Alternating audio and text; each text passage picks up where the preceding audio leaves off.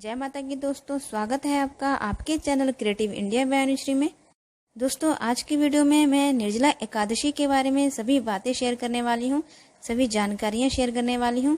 निर्जला एकादशी का व्रत आपको कब रखना है, निर्जला एकादशी की व्रत कथा क्या है, ये सभी बातें आज हम इस वीडियो में जानेंगे। दोस्तों, साल में 24 एकादशी आती हैं और हर महीने की 2 एकादशी होती है, एक कृष्ण पक्ष की और एक शुक्ल पक्ष की। ज्येष्ठ माह में कृष्ण पक्ष की एकादशी अपरा एकादशी यानी अजला एकादशी है और शुक्ल पक्ष की एकादशी निर्जला एकादशी है। निर्जला एकादशी सभी 24 एकादशियों में सबसे अधिक महत्वपूर्ण मानी जाती है। यह एकादशी ज्येष्ठ माह के शुक्ल पक्ष में आती है। निर्जला एकादशी का व्रत कठोर नियमों के साथ पालन करते हुए भगवान विष्णु का भजन करते हुए उपवास करते हुए किया जाता है। यह व्रत भगवान विष्णु को समर्पित है। निर्जला एकादशी के व्रत में अन्न के साथ साथ जल का भी त्याग किया जाता है। एकादशी का व्रत दशमी की समाप्ति और एकादशी की तिथि से ही आरंभ हो जाता है। इस व्रत का समापन द्वादशी तिथि को किया जाता है। शास्त्रों के अनुसार ऐसा माना गया है कि जो लोग एकादशी का व्रत करते हैं उन्हें मोक्ष की प्राप्ति होती है, उनके लिए स्वर्ग का मार्ग खुला रहता है, उनकी हर मनोकामना पूर्ण होती है। भगवान विष्णु उन्हें हर संकट से बचा के रखते हैं। जो लोग एकादशी का व्रत नहीं रखते हैं उन्हें निर्जला एकादशी का व्रत जरूर रखना चाहिए। ये निर्जला एकादशी के व्रत को रखने से सभी पुण्यों की प्राप्ति होती है और साल के 24 एकादशियों के व्रतों का फल इस एक एकादशी से प्राप्त होता है। साथ ही भगवान विष्णु की कृपा, श्री हरि नारायण की कृपा आप पर, आपके परिवार पर बनी रहती है, उनका आशीर्वाद प्राप्त होता है। इस व्रत को बिना अन्न जल ग्रहण किए किया जाता है। इस व्रत में दान दक्षिणा का बहुत ही बड़ा महत्व होता है। इस व्रत में अगर आप अन्न का दान करते हैं, जल का दान करते हैं, इसका आपको बहुत ही बड़ा पुण्य प्राप्त होता है, बहुत ही शुभ फल प्राप्त होता है। अगर आप दिन भर निराहार रहकर बिना जल पिए किसी को जल पिलाते हैं, किसी गरीब या जरूरतमंद को भरपेट खाना खिलाकर उसकी भूख शांत करते हैं, तो सोचिए उसका कितना आशीर्वाद आपको प्राप्त होता है, दिल से दुआ निकलती है उसकी। तो इस व्रत का आपको 100 गुना को भोजन कराना चाहिए, वस्त्र दान करना चाहिए, दान दक्षिणा सहित उन्हें विदा करना चाहिए। एकादशी का व्रत दशमी तिथि से ही प्रारंभ हो जाता है। दशमी, एकादशी और द्वादशी ये 3 दिन बहुत महत्वपूर्ण होते हैं। इन 3 दिनों में आपको नियमों का पालन अवश्य करना चाहिए। जैसे दशमी तिथि से ही आपको तामसी भोजन का त्याग कर सात्विक भोजन खाना चाहिए, ब्रह्मचर्य का पालन करना चाहिए। इसमें लहसुन, प्याज या मांसाहारी भोजन नहीं करना चाहिए। के व्रत में चावल खाना वर्जित है। कहा जाता है चावल खाने का इसके पीछे एक बहुत ही महत्वपूर्ण कारण है। चावल खाने से व्यक्ति का जन्म रेंगने वाले जीव की योनि में होता है। प्राचीन कथा के अनुसार माता शक्ति के क्रोध से बचने के लिए महर्षि मेधा ने शरीर का त्याग कर दिया था और उनका अंश पृथ्वी में समा गया।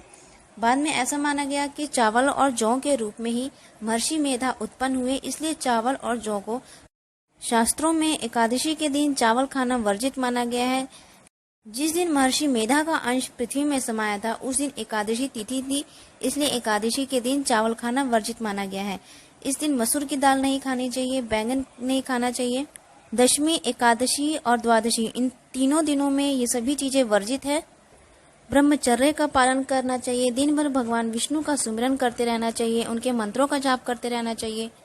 रात को जागरण करना चाहिए, जागकर श्री विष्णु के मंत्रों का जाप करना चाहिए। सुबह उठकर जल्दी ब्रह्म मुहूर्त में उठकर स्नानादि क्रिया से निवृत्त होकर साफ सुथरे कपड़े पहनकर मंदिर को स्वच्छ करें, गंगा जल से छिड़काव करें। फिर हाथ में जल या फूल लेकर भगवान प्रतिमा के सामने खड़े होकर एकादशी के व्रत का संकल्प करें। अगर आपके पास श्री विष्णु भगवान की प्रतिमा ना होगा, उनके स्वरूप की कोई भी प्रतिमा हो या लड्डू गोपाल की प्रतिमा हो या श्री हरि नारायण की प्रतिमा हो, उनकी प्रतिमा स्थापित करके आप उनकी पूजा विधि विधान से कर सकते हैं। उन पर धूप बत्ती जोत प्रज्वलित करें, जोत आप घी का जलाएं। भगवान श्री विष्णु को भोग लगाएं। भोग में आप खीर का भोग लगा सकते हैं, फल या मिठाई का भोग लगा सकते हैं। भोग लगाते समय उसमें तुलसी का पत्ता जरूर रखें, तुलसी दल का भोग लगा सकते हैं। एकादशी के दिन आप विष्णु सहस्त्र नाम का पाठ कर सकते हैं।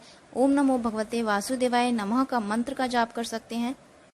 फिर एकादशी व्रत की कथा करें। दिन भर भगवान विष्णु का सुमिरन करते हुए, उनका मंत्रों का जाप करते हुए अपना व्रत पूरा करें। फिर शाम के समय श्री विष्णु की प्रतिमा के आगे धूप दीप ज्योत प्रज्वलित करें, उनकी पूजा करें। फिर अगले दिन द्वादशी के दिन ब्रह्म मुहूर्त में जल्दी उठकर स्नानादि क्रिया से निर्वृत्त होकर पूरे विधि विधान से श्री हरि विष्णु की पूजा करें, फिर कथा पढ़ें, फिर आप किसी ब्राह्मण को भोजन कराएं।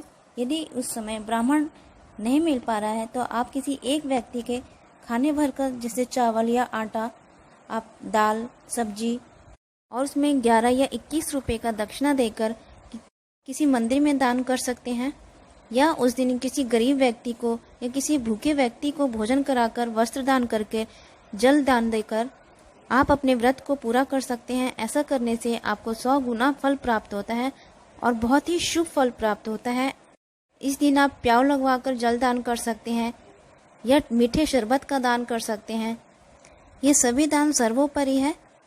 इस प्रकार आपका व्रत संपूर्ण होता है और फिर आप पारण कर सकते हैं। पारण आप पारण के समय में ही करें। निर्जला एकादशी का शुभ मुहूर्त आरंभ हो रहा है 20 जून शाम 4:21 से। एकादशी तिथि 21 जून दोपहर 1:31 तक है, यानी 20 तारीख को 4:21 से शुरू होकर अगले दिन 21 तारीख को 1:31 तक है। और एकादशी व्रत पारण मुहूर्त है 22 जून सुबह 5:24 से 8:12 तक रहेगा, यानी पारण की अवधि 3 घंटे 12 मिनट तक रहेगी। एकादशी के दिन यदि आप तुलसी का पौधा लगाते हैं तो बहुत ही शुभ माना जाता है। अपने घर में या आंगन में लगाएं, इससे आपका घर का वातावरण शुद्ध रहेगा, मन शांत रहता है। अपने बच्चों को सुबह शाम उसमें जल चढ़ाने को कहें, इससे बच्चों का मन शांत रहता है, चिड़चिड़ापन खत्म होता है। उसमें सुबह शाम घी के दीपक प्रज्वलित करें। तो दोस्तों आज के लिए बस इतना ही। दोस्तों जैसे कि मैंने बताया था कि इसमें कथा भी मैं बताऊंगी, पर कथा करने के बाद से ये वीडियो काफ़ी लंबी चली जाएगी, इसलिए कथा का विवरण मैं अगले वीडियो में दूंगी। तो अगर आपको ये जानकारी अच्छी लगी तो मेरे वीडियो को ज़्यादा से ज़्यादा लाइक करें, शेयर करें, सब्सक्राइब करें मेरे चैनल को, बेल आइकन को जरूर दबाएं ताकि आने वाली हर पहली वीडियो आपको मिलती रहे। तो मिलते हैं अगले वीडियो में। जय माता की दोस्तों।